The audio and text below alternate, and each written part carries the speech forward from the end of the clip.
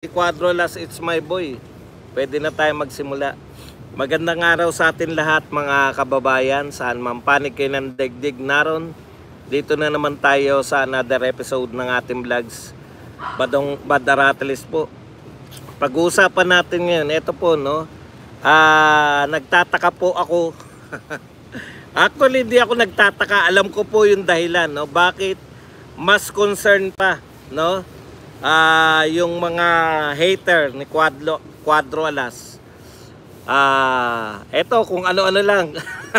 Mas concern pa yung mga hater ni Quadro Alas kaysa sa totoong Quadro Alas team sa laban kay Inoue, no? Matagal na namin sinabi, matagal ko nang sinasabi, matagal na rin sinasabi ng ng mga team ni Quadro Alas na duwag si Inoue, no? Ngayon, bakit pa ulit-ulit to? Wala naman talaga nagsabi na gustong lumaban ni Inoue, kasi kung gusto talagang lumaban ni Inoue, matagal na po nangyari yan. Hindi naman po never pong umatras si Quadro Alas sa laban na yan, no? Actually, diyan kami nagkakilala ni Quadro Alas, ni Kuya Lods. Diyan kami una nagkita-kita nung press con ng laban ni Inoue tsaka ni Quadro Alas, supposedly. Pero sa dami po ng postponement, no? Sa dami po ng postponement, wala na talaga. Kaya yung career naman ni Quadro Alas tuloy-tuloy pa rin after na hindi natuloy yung Quadro Alas versus Inoue. Nagkaroon pa rin siya hanggang ngayon pinanonood pa rin siya ng mga Pilipino. Hanggang ngayon pinag-uusapan pa rin siya ng mga boxing fans. So eto pong pagkatapos pong hindi matuloy yan, nariyan yung napalaban siya kay Maika, napalaban siya kay Regundo, dito sa mga Hapon, kay Oguni at saka kay Akaho. Tapos kay Ngitumbua, ang layo na po eh. Ang layo na, ang dami na po naganap. Tapos lately si Sanchez, baka may nakalimutan pa ako na laban. Ang tagal na po nun, no, yung hindi natuloy na laban. Pero lagi-lagi po binabalik ng mga hater na yung laban kay Inoue, no? Kasi buong akala nila umiinog lang yung karera ni Quadro Alas doon kay Inoue, no? Kung hindi ako nagkakamali, world champion na po si Quadro Alas bago natin nakilala si Inoue, di ba? Hindi siya kasing sikat ni Pacquiao, probably at that time hindi siya kasing sikat ni Nietes, pero na-overtaken niya na lahat eh. Hindi siya kasing sikat ni Donaire. Pero maliban kay Pacquiao, na-overtaken na lahat ni Quadro Alas sa kasikatan, lahat ng mga Filipino boxer, no? Ulitin ko, maliban kay Manny Pacquiao, na-overtaken na, no? Kumbaga, kung may most popular boxer, Filipino boxer of all time, pangalawa po si Quadro Alas, no? Magalit man kayo o hindi. So, katulad po ng lahat sa bawat tagumpay ni Quadro Alas, yung mga haters nariyan naman lagi yan, no? Kahit na nabugbog na yung kalaban, kahit na halimbawa si Ngitumbua, napakatigas nung mama na yun, napabagsak ni Quadro Alas, unanimous decision, panalo, pero alam natin na maraming pahihirapan yun. Nakita nyo naman kung paano niya tinalo yung Hapon na nakalaban din ni Quadro Alas. Ang point ko lang, may nasabi pa rin sila, di ba? Na kesyo hindi na pabagsak hindi na knockout si Ngitumbua. Alam nyo, kahit sino po sigurong boksingero na hindi nagngangalang Inoue at Casimero, kaya ni Ngitumbua sa 122 division eh. Kaya okay. Pero eto po, sa totoo lang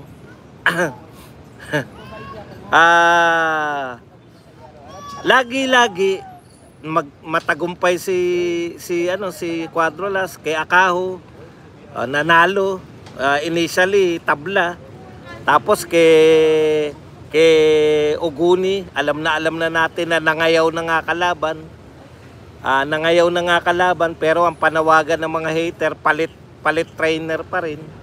Parang tapos lagi-lagi nilang sinisingit yung pangalang Inoue na yun yung basehan nila kung bakit hindi masabi, no? Ayaw kasi nilang aminin na tagumpay yung karera ni Cuadrolas eh. Ayaw kasi nilang aminin na yung pagiging 3 division ni champion ni Cuadrolas at ngayon ay kumikita ng limpak-limpak na salapi. In fact, kung hindi nalalaban kung wala nang laban si Manny Pacquiao consistently, ang pinakamatataas na kita sa boxing na Pinoy boxer eh. Consistent po Hindi po ibig sabihin ng consistent yung nakalaban ni Inoue. Siyempre mas malaki bigayan pag kalaban ka ni Inoue. Pero yung consistent po na kumikita ng malaki sa mga Pinoy boxer, si Cuadrolas po yan, mapa-championship o hindi championship. So yung karera ni Cuadrolas, made na siya eh. Tagumpay na siya eh. Kaya lang, yung mga hater niya, no? Yung mga hater niya, kinakailangan nilang pangatawanan yung teorya nila na buhat nung umalis si Cuadrolas sa dati niyang promotion, kangkungan na ang kinahinatnan, no? Nabuhat nung umalis kung hindi umalis sa dati niyang promotion, baka nakalaban na si Naoya Inoue. Kasi yung ibang mga bataan napapalaban eh. Ang point ko, hindi po totoo yan. Kasi yung kinasapo yung Inoue versus Cuadrolas, nasa kampo pa po yun ni Gibbons eh, si Cuadrolas eh. O, di ba? Bakit hindi pa rin naikasa? Yung nag-training si Cuadrolas sa US, na doon ang laban nila ni Naoya Inoue, naroon pa rin siya sa kampo ni Gibbons eh. Bakit hindi pa rin naikasa? O ngayon tatanong nyo, bakit naikasa sa iba? Bakit kasi sa ay may sinasabi si Kuya Lods, ang layo kasi ng mga bahay ng mga haters, boss, hindi umaabot sa kanilang mga bigas. Yan pa, hindi nyo kayang gawin yan, no? Hindi nyo kayang gawin yung ginagawa ni Cuadrolas. Sabi ko nga kangkong kayo ng kangkong yaman reveal naman, kasi si Cuadrolas kada mananalo, kada may sakuna, kada may okasyon, namimigay ng bigas, namimigay ng ng biyaya.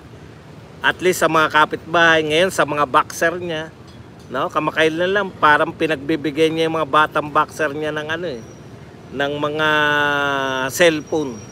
Anyways, balik tayo dito. Yun lang po yung pinanghahawakan kasi ng mga hater, no? Hangga't hindi napapalaban si Cuadrolas kay Inoue, pwede nila, may maniniwala sa kanila na kangkungan si Cuadrolas, na yung karir niya, hangga't hindi siya napapalaban kay Inoue, lagi silang may masasabi na dapat nagpalit na ng trainer. dapat si Cuadrolas umayos sana ang buhay niya kung bumalik siya sa dati niyang promoter. Dapat mas hindi bumagsak yung karir niya kung pinalitan niya si Kuya Lods bilang trainer. Yun po yun eh. Yun ang katunayan lang nila, pero hindi nila naisip na ayaw nga lumaban eh. Sabi, kita nyo noon ang sinasabi noon, hindi namin lalabanan yan, ang pangit ng pinakita eh. Puta, first round knockout. Hindi namin lalabanan yan kasi nag-overweight eh. Hindi po matatapos eh. Hindi po matatapos yung katwiran ng kampo ni Inoue. Ngayon, ang sinasabi na ni Inoue, yan yung sabi ng promoter ko eh. Kasi hindi nila maluloko yung tao dahil si Cuadrolas actually lugi dito sa pagiging overweight niya. Hindi po siya hindi po niya naging advantage yung pagiging overweight eh. Hindi po siya nakapag-weight bully. Taliwas po sa paniniwala ng mga chismosong chismis vloggers fans, yung mga fans po ng mga chismosong vlogger na nachismisan lang, kala siguro nila yung pagiging overweight ni Cuadrolas ay advantage niya. Disadvantage niya eh. Saan ka nakakita ng boxer na lalaban na lang sinusukat pa? Hindi ka pwedeng magpalakas. So dahil po sa wala silang maikatwiran, hindi naniniwala yung mga boxing fans.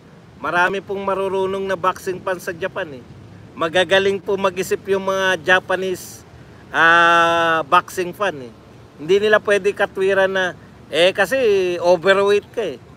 O kaya ano po yung ano po yung sinabi na lately ni Inoue. Yan yung gusto ng ano ko eh. Hindi kung sinong gusto ng promoter ko na labanan, yun ang lalabanan ko eh. So, promoter na ngayon ang may kasalanan, hindi na si Inoue, hindi na yung pagkaduwag ni Inoue. Sabi nga, yung pag may katwiran, hindi, pag ayaw, may dahilan, di ba?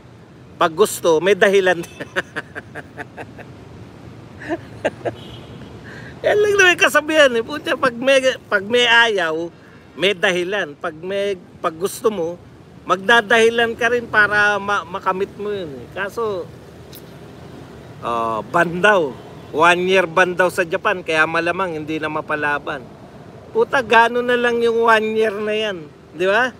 Kung yan ang ikakatwiran ni Inoue, di after ng 1 year na ban, ayan na naman yung clamor. Hindi na eh, tinuldo ka na nila eh. Magmula ngayon, hindi na kami lalaban kay Cuadrolas.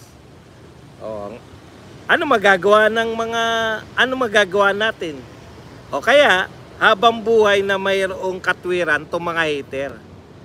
Kasi akala nila ang nagde-define ng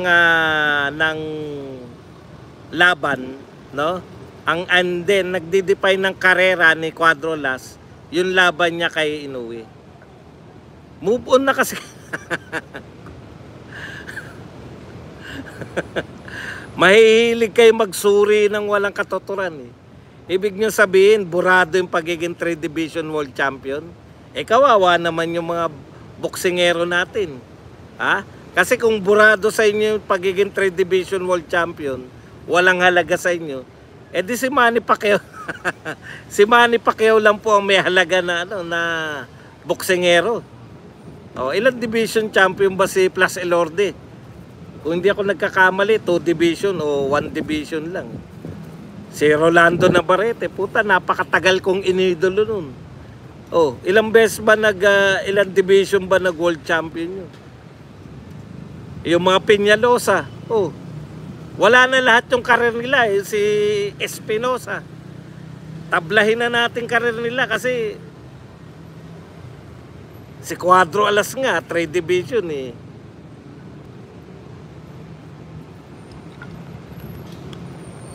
Hindi po si Inoue ang magde-define ng kalalagyan ni Cuadrolas sa mundo ng boxing, no? Lalo na po sa Philippine boxing. Hindi nyo naman madi-deny na wag nating i-claim na siya yung pinakasikat na boksingerong Pilipino. Pero siya yung pangalawa. Sa di ba? Siguro may darating pa balang araw. Hindi naman tayo nag-uusap ng balang araw eh.